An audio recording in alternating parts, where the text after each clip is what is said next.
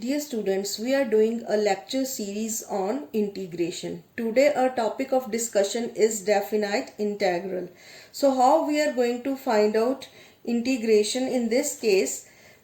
When we have to find out definite integral, what we do, first of all we will find out integration. Suppose this is our function and we will find out the integration of this particular function, and we have given the limits. Here a and b are the limits of this function. So we have given the limits a and b, and what is the way to find out the definite integral? That is, we will put, when we integrate this function and find our function, we will put the values in that particular integrated function. So first we put the value of b, this is b, and then a. So then b is here upper limit and a is the lower limit. So upper limit minus lower limit. So it is called a definite integral of fx from a and b. So fb minus fa. So this is the way to find out the definite integral. So let us solve an example. We have given a question x square. So we know how to find the integration. What is the formula? It is 2 plus 1 upon 2 plus 1 plus c. Here the role of c is negligible. So x cube upon 3. Limit is given. So here limit is 1 to 2. So upper limit minus lower limit. We will put the value of limits here. So 2 cube upon 3 minus 1 cube upon 3. First we put value of x as 2. Then we put value of x as 1 and we minus both expressions. So here 8 upon 3 minus 1 upon 3. So this is 7 upon 3. So this will be our answer. So this is the way to find definite integral. Now we come to the another very important topic, that is economic applications of integration. So how integration is helpful in finding the economic problems. So if we want to find total revenue and demand function from MR, means we have given MR and we have to find out total revenue and demand. As we know, we represent total revenue as R. In our previous economic applications also, we represent total revenue as R. Now, if MR is given, MR is differentiation of R with respect to X. If we take this dx other side, so dr is MR dx, and if we integrate this first जो हमारे पास equation आई है, if we integrate this equation from dr we get r, and with the integration of this expression we will able to find out the values of tr and ar. So this is the way to find out the values. So for the value of k, it will be determined by the using initial condition, that is अगर हम r की value 0 और x की value 0 put कर देंगे तो ये जो हमारा k है हम इसकी वैल्यू फाइंड आउट कर सकते हैं. तो इकोनॉमिक एप्लीकेशंस जो है इंटीग्रेशन में, अगर हमने टोटल रेवेन्यू या एवरेज रेवेन्यू हमारा डिमांड फंक्शन भी है. अगर हमें किसी क्वेश्चन में पूछा जाता है कि आप डिमांड फंक्शन बताइए और टोटल रेवेन्यू बताइए जब एमआर गिवन है, तो how you are going to find out. तो एआर हम कैसे निकालते हैं? अगर हम टोटल रेवेन्यू को एक्स के साथ, क्वांटिटी के साथ डिवाइड कर देंगे तो आर अपॉन एक्स, तो ये हमारे पास क्या आ जाएगा, हमारा पी, जो कि हमारा डिमांड फंक्शन भी कहलाता है. सो इस तरह से हम इकोनॉमिक एप्लीकेशंस में जो है इंटीग्रेशन का इस्तेमाल करते हैं. तो सबसे पहले हम एक सिंपल सी एग्जांपल ले लेते हैं.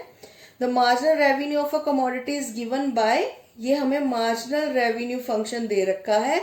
फाइंड आउट क्या करना है हमने, टोटल रेवेन्यू और डिमांड फंक्शन, इन दोनों को हमने फाइंड आउट करना है. तो देखते हैं कैसे निकालेंगे हम इसको. तो हमें एम आर गिवन है, तो एम आर को लिख लेते हैं. It is is equal to, जैसे मैंने पीछे बताया था, dr upon dx. This is equal to 9 minus 2x plus 4x square. ये हमें गिवन है. तो dr कैसे आ जाएगा? अगर हम mr इंटू डी एक्स कर देंगे, दैट मीन्स अगर हम ये ऐसे, ठीक है, तो ये हमारा mr है, तो इसके साथ क्या लिख देते हैं हम? dx. तो ये हमारा dr क्या बन गया? dr हमारे पास क्या आ गया? 9 minus 2x plus 4x square dx. अब हमें नेक्स्ट स्टेप में क्या करना है? इंटीग्रेट करना है दोनों को बाय इंटीग्रेटिंग बोथ साइड्स. तो ये क्या आ जाएगा हमारे पास? हमारा r. dr किस में कन्वर्ट हो जाएगा? टोटल रेवेन्यू में. और जब हम इन सारे एक्सप्रेशंस को करेंगे वन बाय वन, इंटीग्रेशन का प्रोसेस सेम ही है. 9 को करेंगे, सिमिलरली 2x को करेंगे, सिमिलरली x स्क्वायर को करेंगे सेपरेटली. ये मैं थोड़ा करके बता रही हूँ आपको अलग से, ताकि आप भूल ना गए हो.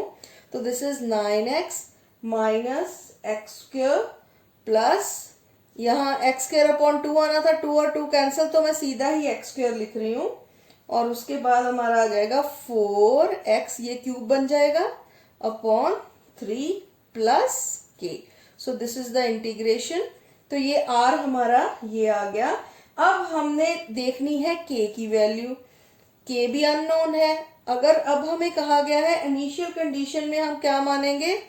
When x is equal to 0 and r is equal to 0. तो जब दोनों 0 हैं, जब r की वैल्यू 0 और x की वैल्यू हमने यहाँ 0 पुट की, तो k भी क्या आ गया हमारे पास?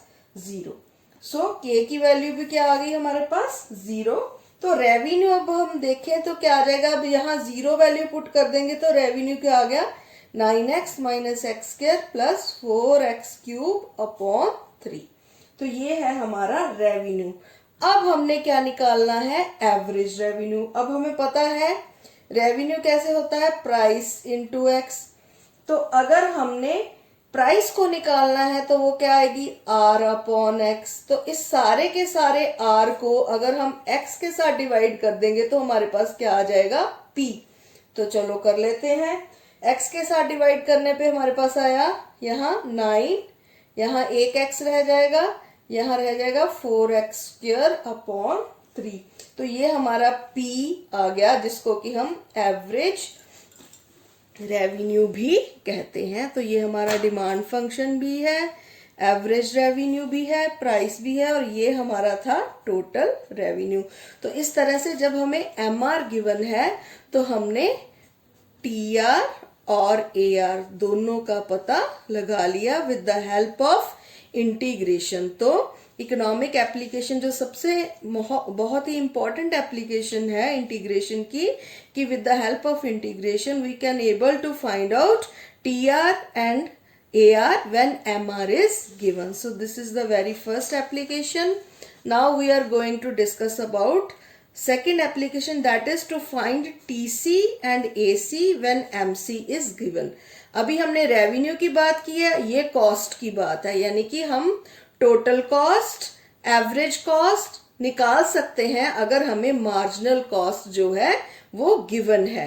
तो यहाँ पे टोटल कॉस्ट को हम C से रिप्रेजेंट करेंगे. सेम प्रोसीजर जो हमने मार्जिनल रेवेन्यू के केस में किया था, MC के केस में भी ऐसे ही dx को उधर ले गए तो dc जो है हमारा mc dx बन गया. नेक्स्ट स्टेप फिर वही सेम, इंटीग्रेटिंग बोथ साइड्स, और फिर c हमारे पास क्या आ जाएगा? Integration of mc dx plus k, where k is constant. फिर k को डिटर्मिन करने के लिए इनिशियल कंडीशन में जो हम फिक्स्ड कॉस्ट है वो 0 लेंगे. जब when k is equal to 0, here k represents fixed cost. यहाँ k जो है फिक्स्ड कॉस्ट को रिप्रेजेंट करेगा in case of cost functions. तो इस बात का आप लोगों ने ध्यान रखना है कि जब हमने कॉस्ट को निकालना है तो जो हमारा k है वो फिक्स कॉस्ट को रिप्रेजेंट करता है. तो चलिए इसकी भी हम एक एग्जांपल सॉल्व कर लेते हैं. We have to find total cost and average cost, और हमें दे क्या रखा है, मार्जिनल कॉस्ट हमें दी हुई है, this is our marginal cost, और हमने टोटल कॉस्ट और एवरेज कॉस्ट को फाइंड आउट करना है। और हमें फिक्स्ड कॉस्ट भी दे रखी है 100, यानी कि हमें के की वैल्यू भी दे रखी है, दैट इज 100, वो हमें पहले ही दे रखी है। तो अब हम देख लेते हैं वही स्टेप। फर्स्ट एमसी क्या है हमारा, डीसी अपॉन डीएक्स, जो कि हमें क्या दे रखा है, 1 प्लस 2x प्लस 6x²। तो ये इसको इस साइड ले जाएंगे, तो डीसी क्या बन जाएगा हमारा, 1 प्लस 2x प्लस 6x² के साथ क्या लग जाएगा, dx। सेम प्रोसीजर जैसे कि हमने पीछे किया था मार्जिनल रेवेन्यू के केस में, वही हम कॉस्ट के केस में, एमसी के केस में हमने किया। तो एमसी डीएक्स, यानी कि ये हमारा एमसी है, एमसी के साथ डीएक्स लग गया, और ये डीसी हमारा। अब क्या करेंगे, इंटीग्रेटिंग बोथ साइड्स। तो डीसी को जब इंटीग्रेट करेंगे तो ये सी में कन्वर्ट हो जाएगा, यानी कि हमारी टोटल कॉस्ट बन जाएगी। इधर से हम इंटीग्रेट करेंगे ये पूरे के पूरे एक्सप्रेशन को, ठीक है जी। और जब हम इसको करेंगे, ये सी आ गया, ये 1 का क्या मैं सीधा कर रही हूँ x, प्लस ये हो गया 2x² upon 2 plus 6x³ upon 3 plus k। तो जब हम इसको सॉल्व करेंगे, ये 2 कैंसिल हो जाएंगे, ये 3 के साथ 2, तो ये हमारे पास c क्या है, x plus x² plus 2x³ plus k। अब हमें फिक्स कॉस्ट दे रखी है, यानी कि k 100 दे रखा है हमें, और हमें x को क्या पुट करना है, 0। तो फिर हमारे पास किसकी वैल्यू आ जाएगी, c की। और जब हम यहाँ x को 0 पुट किया, k को हमने 100 किया, तो c की वैल्यू नेचुरली क्या आ जाएगी, 100। c हमारे पास क्या आ जाएगा, 100। तो अब 100 जब हमारे पास आ गया, तो c इज इक्वल टू, अब हमारा जो कॉस्ट फंक्शन है वो क्या बन जाएगा, x plus x² plus 2x³ k हमें पता है क्या है हमारा, 100। तो ये हम पुट करेंगे। अब हमने एवरेज कॉस्ट को अगर निकालना है, तो वो एवरेज कॉस्ट हमारी क्या आएगी, that will be average cost is equal to c upon x।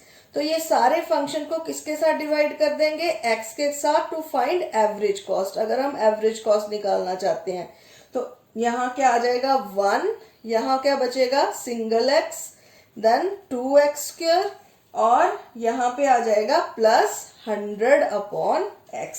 तो इस तरह से हमने एवरेज कॉस्ट को भी निकाल लिया और टोटल कॉस्ट को भी निकाल लिया। सो दिस इज द वे जिसकी मदद से कि हम अपनी प्रॉब्लम को सॉल्व कर सकते हैं। So this is the second most important application of integration. अब हम थर्ड एप्लीकेशन की बात करते हैं, to find maximum profit from MR and MC. यानी कि अगर हमें मार्जिनल रेवेन्यू और मार्जिनल कॉस्ट दी हुई है, पहले हम प्रॉफिट निकालते थे total revenue minus total cost, लेकिन अगर एमआर एमसी दे रखा है तो उस केस में हम कैसे निकालेंगे प्रॉफिट। तो हमें पता है profit is equal to total revenue minus total cost. Total revenue को फाइंड आउट करने का फॉर्मूला अभी हमने डिस्कस किया, टोटल कॉस्ट को फाइंड आउट करने का अभी हमने डिस्कस किया। तो वो कहते हैं कि अगर आप आउटपुट भी फाइंड आउट करना चाहते हो, तो to find the output that maximise your total profit, उसके लिए हम क्या इक्वेट करते हैं, M R is equal to M C. This is the basic condition. तो चलिए इससे रिलेटेड भी अभी हम एक एग्जाम्पल कर लेते हैं। हमें मार्जिनल कॉस्ट दे रखी है, हमें मार्जिनल रेवेन्यू दिया है, और हमने फाइंड क्या करना है, total profit given TC at the output 0 is 0। तो गिवन टोटल कॉस्ट पे, तो देखते हैं अब हम इस एग्जाम्पल को अपनी को सॉल्व करते हैं। तो एमआर हमें दे रखा है, दैट इज 12। तो इसको कैसे लिखेंगे, फिर वही प्रोसीजर दोबारा से जो हमने पहली दो एग्जाम्पल्स में यूज किया है। तो दिस इज इक्वल टू 12, और MC जो है वो क्या है, DC अपॉन DX, जो हमें दे रखा है 4 प्लस 0.08x, ये हमें दे रखा है यहाँ पे। तो उसका इस्तेमाल किया। अब इंटीग्रेटिंग इन दोनों को इकट्ठा ही कर लेते हैं, इंटीग्रेटिंग बोथ साइड, तो ये आ जाएगा, ये हमारा बन गया ये इधर चला जाना था इसके साथ, जैसे हम पहले प्रोसीजर अडॉप्ट करते हैं डायरेक्टली कर रहे हैं अब हम उसको। और डीसी के केस में क्या हो जाएगा, इंटीग्रेशन ऑफ डीसी। अब आप इसको अच्छे से जान चुके हो, हम ऑलरेडी डिस्कस कर चुके हैं ये सारा का सारा। और ये हमारा आ गया dx, ठीक है जी। तो अब हम नेक्स्ट स्टेप क्या करेंगे, r हमारा क्या आ गया यहाँ से 12x प्लस c1, ठीक है जी। और यहाँ पे c हमारा क्या आ गया, cx जो है, अब हम इनको x की फॉर्म में ले रहे हैं ना, क्योंकि हम दो टुकड़ों में इसको बांटा है। तो दिस इज 4x प्लस 0.08, ये इसका स्क्वायर बन जाएगा upon 2 plus c2। So initial जो हमें कॉस्ट दे रखी है, टोटल कॉस्ट हमारी 0 है जब x इज इक्वल टू 0 है। तो इस तो कॉस्ट फंक्शन को जब हम देखते हैं, इनिशियल कॉस्ट फंक्शन को, तो हमारी c2 जो है वो 0 आती है। जब यहाँ पे हम वैल्यूज पुट करते हैं, x की वैल्यू को 0 पुट करेंगे और टोटल कॉस्ट जो है उसको 0 पुट करेंगे यहाँ पे, तो हमारे पास जो c2 है, ये c2, इसकी वैल्यू कितनी आ जाती है, 0, ठीक है जी। तो अब cx जो है हमारे पास वो क्या आ गया, 4x plus 0.08x square upon 2। Similarly अगर हम रेवेन्यू के लिए देखें इनिशियल कंडीशन, तो x is equal to 0, TR is equal to 0 है, तो हमारा C1 भी क्या आ जाएगा, 0। अगर यहाँ टोटल रेवेन्यू को 0 पुट किया, x को 0 पुट किया, तो हमारा C1 भी क्या आ गया, 0। तो हमारी RX जो है वो क्या आ जाएगी, 12x। नाउ अब प्रॉफिट फंक्शन PX, उसके लिए क्या कंडीशन है, that is RX minus CX, यानी कि रेवेन्यू माइनस कॉस्ट। तो PX क्या हो जाएगा हमारा, it will be 12x minus 4x minus 0.04। ये जो हमारा था, हमने डिवाइड कर लिया इसको, तो ये आ गया 0.04x स्क्वायर, ठीक है जी। तो इन दोनों को हमने आपस में अब माइनस किया है, यानी कि रेवेन्यू में से कॉस्ट को। और at equilibrium what is the condition, मैंने क्या बताया था, MR is equal to MC, ठीक है जी। तो प्रॉफिट मैक्सिमाइजेशन की कंडीशन क्या है, इक्विलिब्रियम में MR should be equal to MC। तो 12 is equal to 4 plus 0.08x। अब ये क्या है, हमारा गिवन था, ये MR था, ये हमारा क्या था, MC था। अब हमने MR और MC का इस्तेमाल किया है कंडीशन के लिए, और जब हम इनको सॉल्व करेंगे दोनों को, तो we will get the value of, यहाँ आ जाएगा 0.08x इज इक्वल टू 8, और x हमारे पास आ जाएगा 100। तो इनको सॉल्व करके we get the value of x, जो हमारे पास 100 आ गई है। अब at x is equal to 100, अब हम नेक्स्ट शिफ्ट करना पड़ेगा हमें पेज। सो देखते हैं अब ऐसे कर लेते हैं इसको। So eight x is equal to 100, अब हम देखेंगे x जब हमारी 100 है, और px हमें पता है, अब हमारी क्या है, निकाल चुके हैं, हम ढूंढ चुके हैं, अभी फाइंड आउट किया क्या है, 12x लिख रही हूँ उसी को, 12x minus 4x minus 0.04x square. तो इसमें अब वैल्यूज पुट कर देंगे हम, 12 और x कितनी है हमारी 100, माइनस 4 इंटू 100 माइनस 0.04 और 100 का स्क्वायर। तो जब हम इसको सॉल्व करेंगे, ये आ गया हमारे पास माइनस 0.04 इंटू ये आ जाएगा हमारे पास 10,000। तो इसको जब हम सॉल्व करेंगे, ये यहाँ 800 माइनस 400, तो ये आ गया हमारे पास 400। सो ये है हमारा profit 400।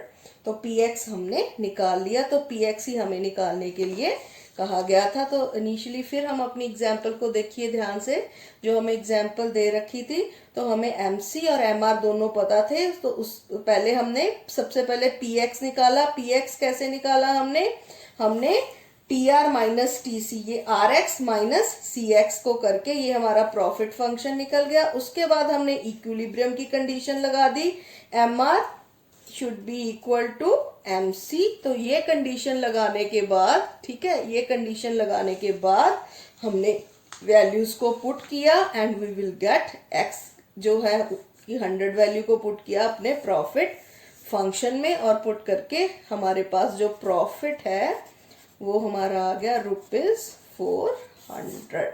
So this is the way to solve profit. Now very important another application, that is to find consumers surplus. अब consumer surplus क्या होता है? जो consumer price पे करने के लिए विलिंग है और जो एक्चुअली पे करता है। कई बार मार्केट में हम जाते हैं कोई भी वस्तु लेने, तो हमारे माइंड में एक कीमत होती है कि yes we are ready to pay ₹100। For example हम एक जैम की बॉटल लेने जा रहे हैं और हमें लग रहा है कि हमें ₹100 के अराउंड वो मिल जाएगी, लेकिन जब हम मार्केट में जाते हैं तो हमें ₹70 की मिल जाती है। तो हम actually we are ready to pay 100 but हमें देने पड़े 70। तो यहाँ ये जो ₹30 है ये क्या है? हमारा consumer surplus. So what is consumer surplus? Price we are willing to pay minus price we actually pay. So consumer surplus ये प्राइस है, ये dx, तो ये इंटीग्रेशन है। और यहाँ जो एक्चुअली आप प्राइस और क्वांटिटी, उसको क्वांटिटी के साथ मल्टीप्लाई करते हो, तो ये इन दोनों का जो सब्ट्रैक्शन है, ये इनको जब हम आपस में इनका डिफरेंस लेते हैं तो that is the consumer surplus. और उसको हमने लिमिट भी लगा रखी है 0 से x0, ठीक है जी। तो ये है जो जिस प्राइस पे हम उसको ले रहे हैं क्वांटिटी को। तो टू फाइंड प्रोड्यूसर्स, सिमिलरली जैसे कंज्यूमर सरप्लस की हमने बात की है, प्रोड्यूसर सरप्लस को भी हम फाइंड आउट कर सकते हैं। उसके लिए भी हमने क्या है, प्राइस है, ये क्वांटिटी, और उसके बाद ये सप्लाई फंक्शन है जिसका हम इस्तेमाल इसमें करते हैं। तो यहाँ पे जो सप्लाई फंक्शन है उसको इंटीग्रेट करेंगे। यहाँ पे जो प्राइस है that is P is equal to fx। ये क्या है? fx यहाँ पे क्या है? It is a supply function. यहाँ पे x किसको रिप्रेजेंट कर रहा है? सप्लाई को। यहाँ x किसको रिप्रेजेंट कर रहा है? यहाँ डिमांड को रिप्रेजेंट कर रहा है, लेकिन यहाँ पे वो सप्लाई को रिप्रेजेंट कर रहा है। तो कंज्यूमर सरप्लस को फाइंड आउट करने के लिए भी हम जो है इंटीग्रेशन का इस्तेमाल करते हैं। तो चलिए इसकी भी हम एग्जांपल्स देख लेते हैं। मान लीजिए हमें मार्केट डिमांड फंक्शन दे रखा है, this is our market demand function. जबकि जो प्राइस P जो है वो प्राइस है, X जो है वो क्वांटिटी डिमांडेड है। तो जब हमने कंज्यूमर सरप्लस की बात करनी है तो X किसको रिप्रेजेंट कर रहा है? इट रिप्रेजेंट्स क्वांटिटी डिमांडेड, और हमें प्राइस भी दे रखी है। तो चलिए शुरुआत करते हैं। सबसे पहले हमें डिमांड फंक्शन क्या दे रखा है? 25 माइनस 5x। जब प्राइस 5 है तो अब हम देखते हैं, प्राइस की वैल्यू पुट कर दो, 5 is equal to 25 minus 5x। तो यहां से x की वैल्यू निकाल लेंगे। 25 उस साइड चला जाएगा तो ये आ गया -20 is equal to -5x, minus minus cancel, x कितना आ गया हमारा 4। तो प्राइस यहाँ पे हमारी 4 आ गई। तो कंज्यूमर सरप्लस अब कैसे निकालना है? लिमिट लगाएंगे 0 to 4, ठीक है जी, क्योंकि x की हमें कितनी वैल्यू निकल आई है हमारी 4, तो 0 to 4 लगाएंगे p dx माइनस px। अब हमारा क्या है demand function? 0 to 4 limit as it is. Demand function हमारा क्या है? 25, ये है ना हमारा p, हमारा डिमांड फंक्शन है। तो 25 माइनस 5x का dx, ओके, और माइनस, अब ये px क्या है? ये p यहाँ पे क्या है? प्राइस, और x यहाँ पे हमें क्या दी है? क्वांटिटी। तो वो हमने निकाल ली है, वो 4 है हमारी, ठीक है जी। तो प्राइस हमारी 5 है, 5 इंटू 4। तो चलिए पहले इसका डेरिवेटिव निकालते हैं। ये आ गया इंटीग्रेशन, तो 25x minus 5x square upon 2, और लिमिट हमें पता है 0 to ये 4 है हमारी, माइनस ये 20 आ गया। तो जब हम इसको सॉल्व करेंगे तो हमारे पास पहले हमने वैल्यू कौन सी पुट करनी है? 4, और उसके बाद हमने कौन सी वैल्यू पुट करनी है? 0। तो 0 को तो पुट करने का कोई फायदा ही नहीं है, क्योंकि 0 जब दोनों के वैल्यूज 0 पुट करेंगे तो सारा एक्सप्रेशन 0 हो जाएगा। तो चलो 4 की वैल्यू पुट कर लेते हैं। 25 into 4 minus 5 upon 2 into 4 square. तो तो ये हमारी एक वैल्यू है और माइनस वैल्यू जीरो ही होनी है, तो हम एक बार जीरो लिखते हैं और सारे एक्सप्रेशन को बाद में किसके साथ माइनस करना है, ये वाले 20 के साथ। तो जब हम इसको सॉल्व करेंगे, ये हमारे पास ये सारा एक्सप्रेशन सॉल्व करके 100 आ गया, 100 माइनस 40 माइनस 20, तो हमारे पास आ गया 40 is our answer. So this is the way. तो जब हमने कंज्यूमर सरप्लस पता करना है, हमें क्या गिवन होगा, हमें डिमांड फंक्शन गिवन था, हमें प्राइस गिवन थी, हमने प्राइस की वैल्यू पुट करके हमने एक्स की यानी कि अपनी क्वांटिटी फाइंड आउट कर ली, क्योंकि हमें यहाँ प्राइस और क्वांटिटी दोनों की जरूरत है। प्राइस गिवन थी, क्वांटिटी पुट करेंगे और डीएक्स किसका ले लेंगे, अपने डिमांड फंक्शन का हम इंटीग्रेशन ले लेंगे और इंटीग्रेट करके उसमें हम लिमिट जो है 0 to 4 हमारी पुट करके we will get our consumer surplus, जो कि हमारा 40 आ गया है। So this is the way. अब मैंने प्रोड्यूसर सरप्लस की भी आपको बात बताई थी, तो अब हम प्रोड्यूसर सरप्लस की भी एक एग्जांपल जो है वो कवर कर लेते हैं। तो चलिए प्रोड्यूसर सरप्लस की भी बात कर लेते हैं। प्रोड्यूसर सरप्लस की भी एग्जांपल ली है मैंने, इफ मार्केट सप्लाई। अब यहाँ सप्लाई कर्व की बात होगी, ये अब हमारा क्या है, सप्लाई कर्व को रिप्रेजेंट कर रहा है, जो कि है P is equal to 2 plus x. Okay, यहाँ डिमांड कर्व नहीं है, ये क्या है हमारा सप्लाई कर्व। P प्राइस है और X यहाँ पे क्या है, सप्लाई। तो इस बात का ध्यान देना है, जब भी आपको पेपर में पूछा जाए सवाल, तो जब प्रोड्यूसर सरप्लस है तो व्हाट नेचुरल जो X है वो आपकी सप्लाई को रिप्रेजेंट करेगा। प्राइस यस, P प्राइस ही रहेगी आपकी। तो ये हमें दे रखा है। तो प्रोड्यूसर सरप्लस के लिए पहले तो फॉर्मूला क्या बताया था मैंने, प्रोड्यूसर सरप्लस के लिए px minus limit 0 to x फिर p dx। तो ये हमारा फॉर्मूला है। तो अब हम देख लेते हैं, प्राइस हमें गिवन ही है 4 है और x जो है हमें ऑलरेडी दे रखा है। नहीं, x की वैल्यू भी हमें ढूंढनी पड़ेगी। प्राइस 4 है, तो चलिए हम एक्सप्रेशन में डाल लेते हैं। प्राइस हमारे पास अगर 4 है तो 4 2 प्लस एक्स, तो naturally 4 minus 2 is equal to x. तो x हमारे पास क्या आ गया, 2। नहीं भी दी तो हमारी x हमें पता चल गई, x हमारी क्या है 2। तो 4 इंटू 2 माइनस, यहाँ लिमिट हमारी कहाँ तक जाएगी, अब 2 तक जाएगी क्योंकि अभी हमने ढूंढा, और 2 प्लस एक्स का dx। तो चलिए ये हमारे पास आ गया 8 माइनस लिमिट 0 to 2, ये हमारे पास आ गया 2x बन गया, ये इंटीग्रेट करके ये बन गया x स्क्वायर अपॉन 2। और अब हम लिमिट जो है यहाँ नहीं इधर लिखेंगे, this is the way to write down. So अब हमारे पास आ गया 8 माइनस, तो ये अब पहले वैल्यू क्या बाद में 0 ही है, तो ये क्या रहेगा 2 इंटू 2 प्लस 2 स्क्वायर अपॉन 2, तो वी गेट 8 माइनस 4 प्लस 2, तो ये हमारे पास आ गया 8 माइनस 6 इज इक्वल टू 2। तो यहाँ पे आ गया producers surplus is equal to 2। So this is the way to find out producer surplus. इसी तरह से और भी आपको छोटी छोटी एग्जांपल्स जो है दे रखी हैं बुक में, तो आपने सारी की सारी एग्जांपल्स को कवर करके इकोनॉमिक एप्लीकेशंस को कंप्लीट करना है। And economic applications are very much important from examination point of view when you are discussing about the integration. So integration से रिलेटेड जितने भी क्वेश्चन है मोस्टली जो है वो इकोनॉमिक एप्लीकेशंस में ही पूछे जाते हैं एमए इकोनॉमिक्स के पेपर में। So that's it for today students, thank you.